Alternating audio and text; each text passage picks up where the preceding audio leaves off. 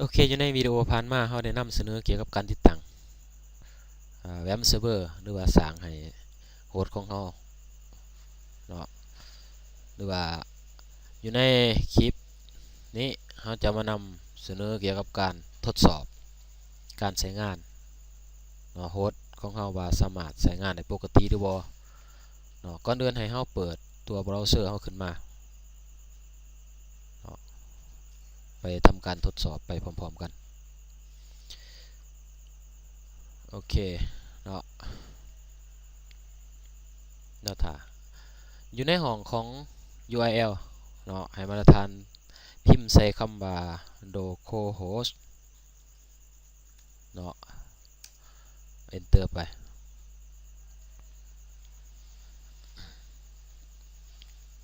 หรือหากท่านบ่ต้องการใส่คำว่า localhost เนาะ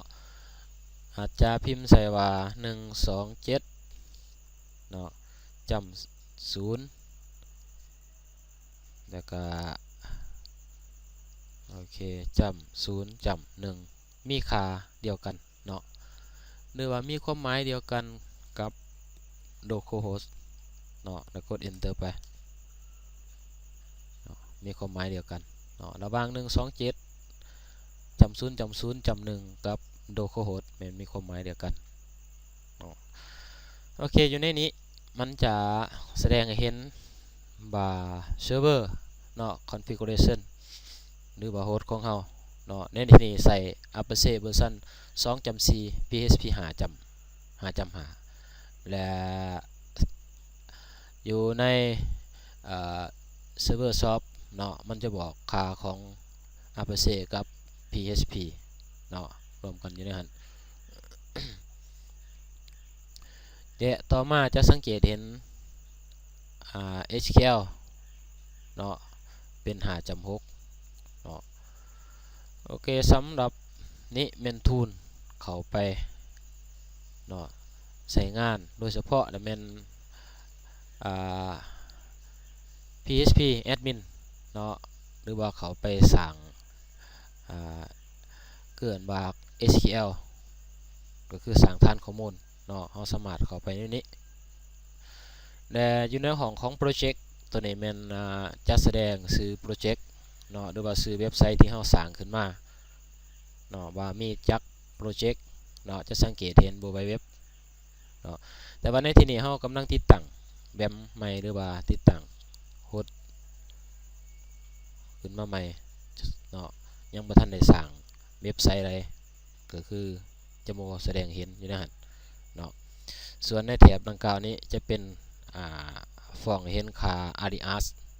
เนาะที่ระบบติดตั้งมาให้เนาะคือดังได้นำเสนอบรรทัดฐานผ่านมาเนาะว่าแวมเนาะย่อมาแต่ใส่ตัวรับบรรยูตัวนี้จะเป็นเคลื่อนว่า Windows เนาะตัวย่อของมัน A ก็คือ Apache เนาะส่วน M ก็คือเกินว่า MySQL ส่วน P ก็คือPHP เนาะฉะนั้นมันจะรวมในหลายภาษามาไว้อยู่ในตัวเดียวจะง่ายสำหรับผู้ที่ใช้งานเนาะด้วยแว็บนี้เนาะเราบ่จำเป็นต้องเรียนรู้ไปในหลายภาษาเนาะเพราะว่าอยู่ในแว็บจะรวมบรรดาเกินว่า Apache PHP และ SQL มาไว้ในตัวเดียวกันเนาะจะ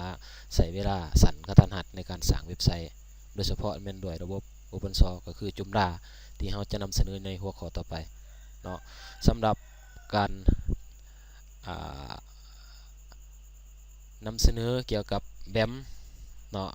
หรือว่าทดสอบการใช้งานของเซิร์ฟเวอร์จำลองของเราก็ถือว่าขอจบไว้สำนี้ก่อนเนาะขอขอบใจที่ติดตาม